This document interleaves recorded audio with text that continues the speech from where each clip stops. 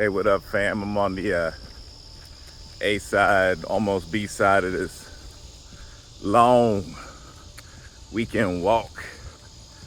And I love the long weekend walks because there's so many points of reflection and peace that come to mind. There's a lot less cars on the road, less people out.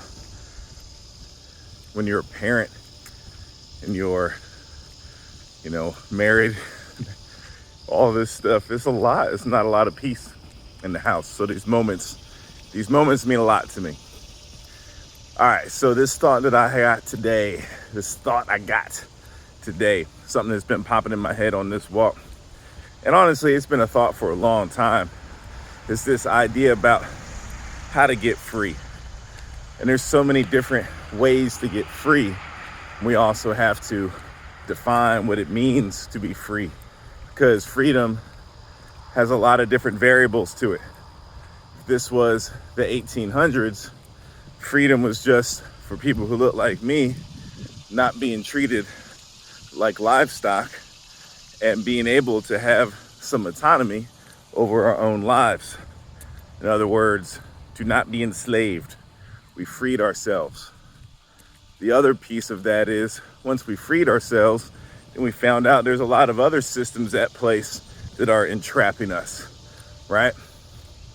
So one of the most simplest truths that I could think of when it comes to Black folks specifically, but it's not only Black folks, is what does racism teach us, right? For chattel slavery of the United States to be possible, which was the most exploitative, inhumane form of slavery, right? We bred enslaved Black folks like they were cattle, like they were chickens, like they were livestock. It was genetic modification, right? Let's put these folks together, make them breed so they can give us more livestock so we can do our work. That's literally how it was. And it was even more worse than that, because we're people, and people have horrible closet desires when they have that much power over other people. So anyway, we know that chattel slavery is horrible. It's the most deplorable form of slavery that has existed on this planet that we know of, right? And there had to be some form of conditioning to make that tragic, horrific, historical reality a reality, right? And that conditioning wasn't just on Black people, it was also just on white folks too, and everyone else. So people had to believe that in this capitalistic society of the US, there was opportunity. It was the land of milk and honey. But it was the land of milk and honey because, hey, we promise you won't be exploited like these Black folks over here, because, hey, at least you're better than them. That's the myth. So there had to be this conditioned narrative that had consensus that this group of people is less than us. And there had to be validation for that. So the atrocities of racism, it conditioned Black people to think about themselves in that regard. It conditioned white people to not only think about Black people in that regard, but to think of themselves as the antithesis, right? So at the bottom, to quote Derek Bell, faces at the bottom of the well, you have Black folks down there, then like indigenous Native Americans, and it keeps climbing up. But at the top of that racist hierarchy, there's white folks. Well, we have been given manifest destiny and all these things to be placed upon here. So there is a level of conditioning that has to happen in order for these two realities to exist and all the realities in between. That took generations to strengthen and build, right? I think we know from some historical records that this whole concept of race, the Portuguese are the ones who are primarily responsible, it seems.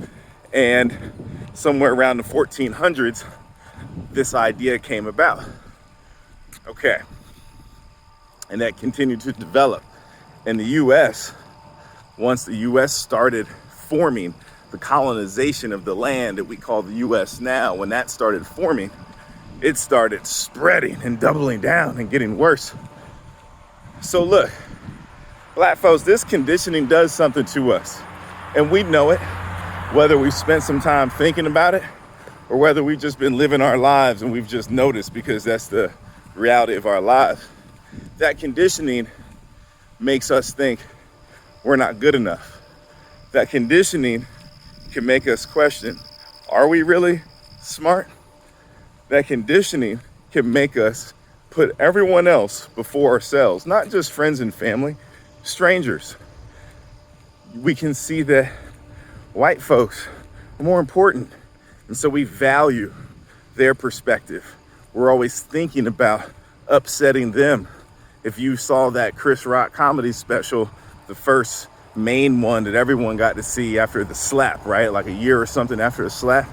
What did he say at the end? He's like, my parents raised me to not act up in front of these white people. That's white gaze. It's the fear of being your true, authentic self, your flawed human self in front of white people, because they will judge you and they will believe that those things that you have done are confirmation that you are lesser than. That is a form of conditioning. That is what we mean when we say white gaze, right? So this has so many different areas that extends into the crevices and the trenches of our lives.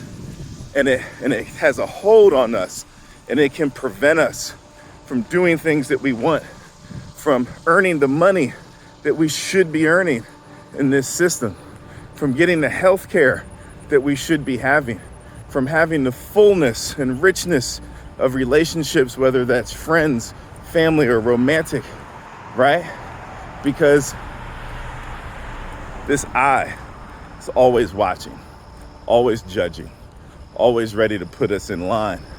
And so there's a fear that comes with that.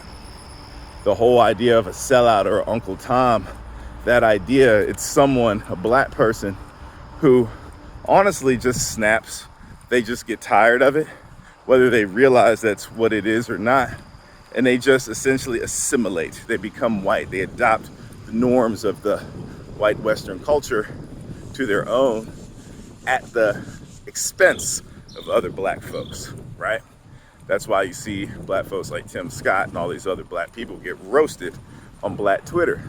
So the freeing of ourselves to have some peace and freedom goes a lot deeper than just ragging on coons, Uncle Toms, all these kinds of Black folks who have assimilated, right? It also comes in looking at the dimensions of our own lives and how this plays out.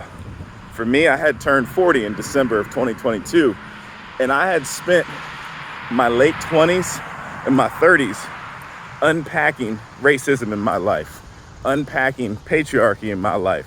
I'm not saying that at 40 I have arrived and I have completed this mission. I'll be doing this for my whole entire life, okay? The only thing that has had a greater or almost as great impact on my life outside of racism would be patriarchy and capitalism, right? Martin Luther King had the three evils that he focused on, which was white supremacy, which was poverty, and which was militarism, right? So capitalism, militarism, which is essentially imperialism, right? And then bigotry. Okay, so these things have a pull on our lives. Let me give you an example from my life, right? I've always been a decent writer. Okay, my grandmother, my paternal grandmother, who died last year in 2022 in June. She was 89 years old. I'm gonna switch arms here, man. I'm getting a little tired. Sun's out, it's bright. All right, so she was 89. She died in June 2022. Think about her a lot. I miss her. She had a college degree. She went to Virginia State University. Go Virginia State, right? It's an 89-year-old Black woman, okay? She got a college degree during segregation, okay? She had seen some stuff. And she was a K through 12 teacher. She had taught in both segregated schools and integrated schools. She was an English teacher predominantly, all right? And my dad, her oldest son, also was an English major. He was even a best-selling author. earlier in his life, in the early 90s. Sorry, I know it just got all like crazy there because moving the phone, but my arm gets tired sometimes holding this phone. So, okay. So I knew how to write because I had some privilege in the fact that I had 2 generations of parents, a father and a grandmother and a mother, who had a college degree as a black person in this country, right? They were a statistical minority. And what happened is they taught me these things. So I was able to write decently. But it wasn't until I got into a master's program and I started reading more about different theories of like sociological theories and psychological theories about how racism affects us. And what I've started noticing is I don't write for black people. All of my writing is written with white people as the audience in mind. I had realized that in 2015, and I used to write a lot more. I used to write a lot of blog posts and all this stuff.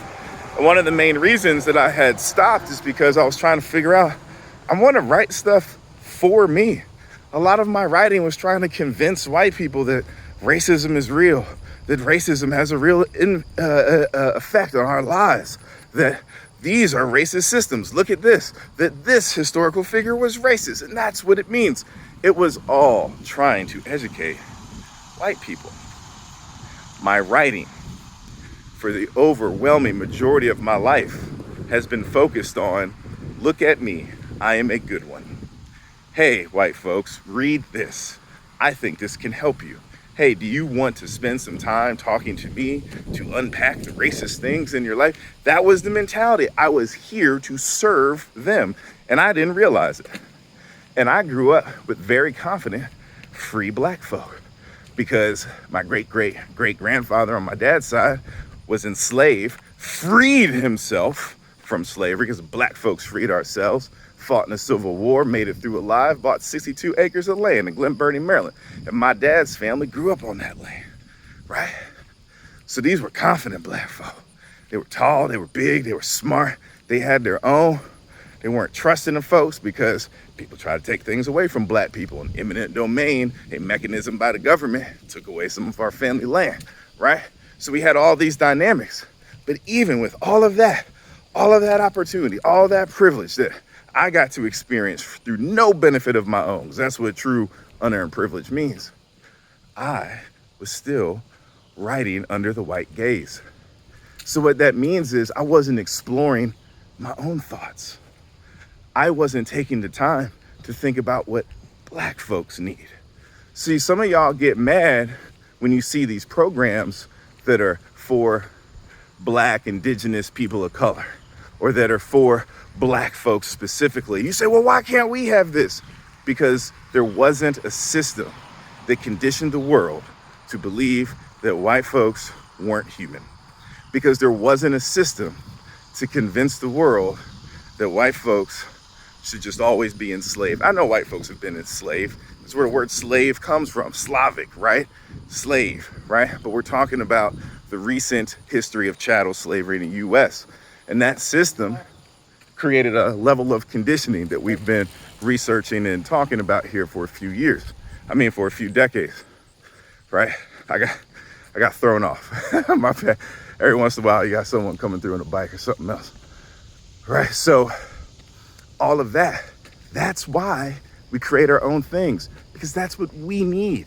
That is literally self-accountability, self-responsibility, pulling yourself up from your bootstraps, which is bullshit, because we all need community and we all need to help each other and pull up each other's boots. That's how society works. That is how this world is going to succeed. And when I say the world, I mean humans' presence on this world.